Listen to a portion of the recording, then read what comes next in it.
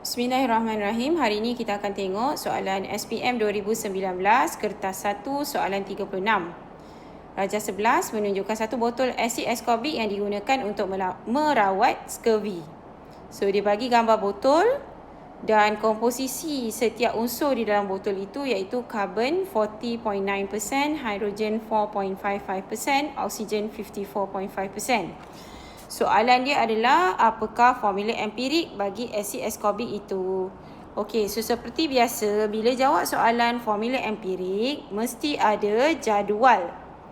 Jadual tu bermula dengan unsur iaitu ada 3 unsur dalam soalan ini, karbon, hidrogen dan oksigen seperti dalam botol tu.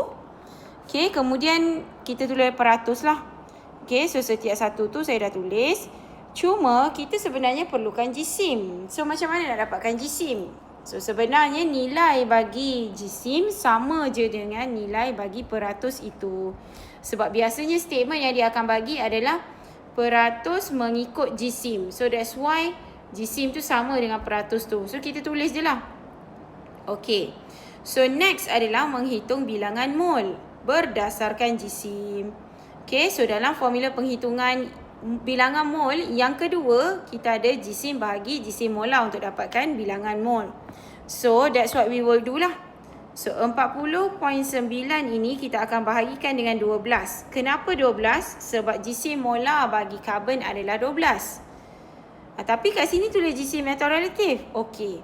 So jisim atom relatif dan jisim molar ini sama nilai dia. Okay, so kita ambil 12 kat situ. Yang beza dua ni hanyalah unit sahaja. So nilai wise, dari segi nilai, jisim atom relatif dan jisim molar adalah benda yang sama. So kat sini you tekan kalkulator, you akan dapat 3.408, ada dot-dot, ada nilai lagi lah. So kita ambil 3 tempat perpuluhan. Jangan round off terlalu early. Jangan bundakan terlalu awal. Okay. So yang ini 4.55 bahagi 1 sebab jisim molar bagi hidrogen adalah 1. So you akan dapat 4.55 again. 54.5 ni you bahagi dengan 16. So you akan dapat 3.406. Ada lagi sambungan lah, 3.40625. So saya ambil sampai 3 tempat perpuluhan atau 4 angka bererti sahaja. Okey, untuk nisbah mol, so you ambil mana-mana satu nilai ini yang paling rendah. So you ambil nilai tu, nanti kita kena bahagikan dengan nilai tu. Maksudnya 3.408 kena bahagi dengan 3.406, which you will get 1 lah essentially. 4.55 bahagi dengan 3.406, you akan dapat, tekan kalkulator, you akan dapat 1.336. 3.406 ini bahagikan dengan diri sendiri, obviously you akan dapat 1 lah. Okey. So kalau kita tengok, okey, contohlah kita kata, oh inilah jawapan dia. Ini you nak buat, ini sama dengan 1. Tengok option jawapan ada tak? Tak ada kan? So kalau tak ada, maksudnya yang ini you tak boleh terus bunda macam tu lah. Okay, there is another step which is called nisbah mol teringkas. Okay. So apa you nak buat? Ini problem dia. You nak kena jadikan nilai yang ini nombor bulat. So kalau you nak jadikan dia nombor bulat, you kena kali dengan 3. So you akan dapat 4.008,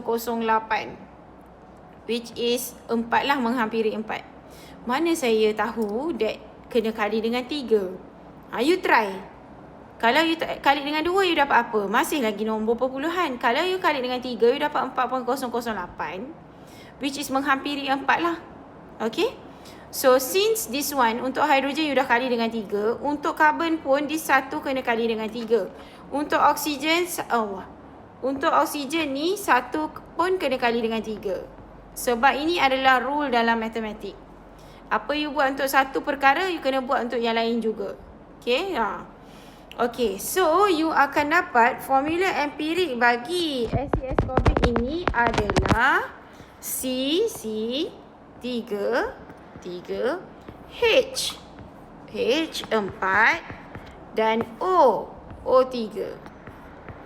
So you akan dapat A jawapan dia. Okay, itu sahaja. Sekian, terima kasih. Bye bye.